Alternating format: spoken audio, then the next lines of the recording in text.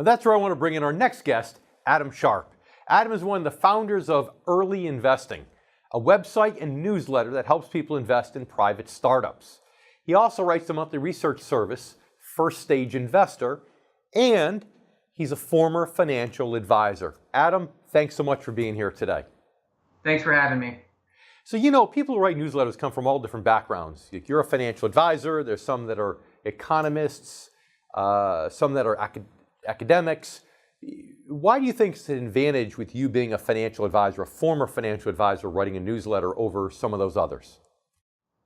Yeah, it certainly gives you, just a foundational understanding of how markets work, how stocks are priced, all the stuff that we learned getting our Series 7s and 66s. But I actually wasn't in the industry very long, so I don't have a ton of work experience there. It was kind of a bad work experience for me, and we actually don't focus mostly on stock markets, but I do follow it very closely. So okay, so you know that knowing the psychology of an investor because you worked directly with them in the past, in a short period, but nonetheless you did. Tell us, investors want, before they act on a newsletter, they want to try it before they buy it. Any advice for that person that wants to sample it, wants to try some things, wants to maybe paper trade? What do you tell that person? Yeah, you really need to do your research before you select a newsletter. Of course, it's very important that, you really want to choose somebody that's very transparent with their numbers. If there's anything that looks suspicious with the charts or it looks like they're cherry picking the numbers, you want to dig into all this stuff and make sure that it's all legit.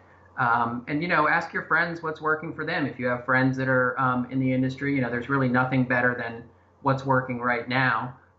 But you do want to do a lot of research on, any newsletter that you purchase, for sure. It's an important step that you have to take. Sure. We talked earlier in the show, as you heard, that a lot of newsletters are no longer in business because their advice just wasn't beneficial. So eventually they couldn't sell newsletters anymore. We need to take a quick commercial break, though. Adam, please stay with us. And you stay with us, too. We'll be here with more on the income generation. I'm Dave Scranton, and we'll be right back.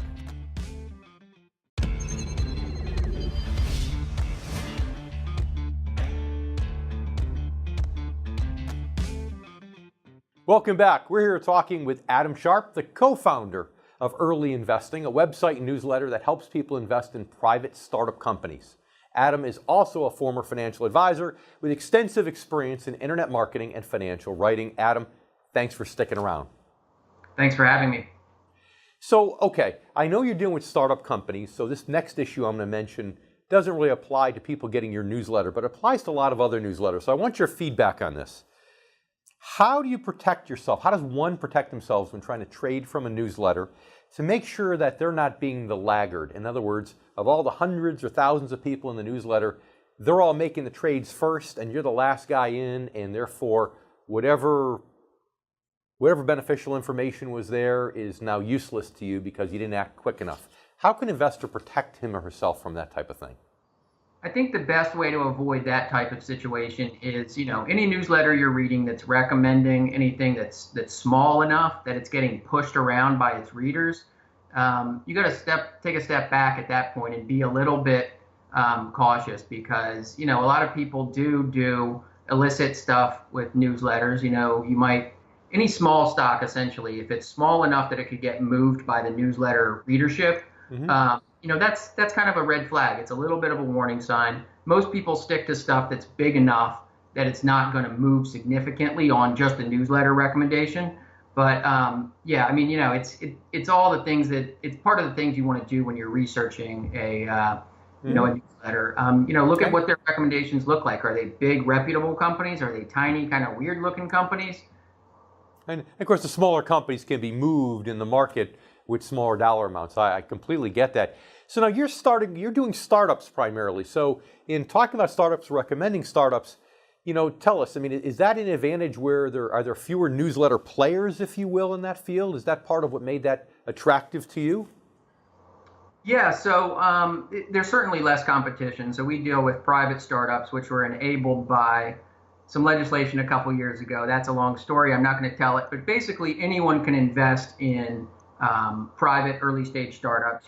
These companies are valued anywhere from $2 to $10 million usually. And you can invest 50, $100 in these things. So it's pretty neat. It's kind of a different thing, and it does differentiate us from all the other stock newsletters out there. So 20 seconds left. How do you tell the average investor, though, not to try to bet the ranch, who's somebody who's retired or close to retirement, betting too much money on these types of things? How do you warn them to keep it reasonable?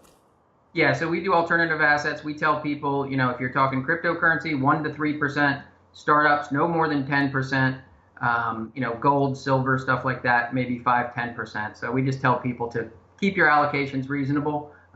Don't bet too much on anything that's risky, and don't bet anything you're not willing to lose. Well, Adam, that's what I love about you. You do it the right way. Thanks so much for being on the show today. Thank you. Stick with us. We'll be right back with more on the income generation. We'll be right back.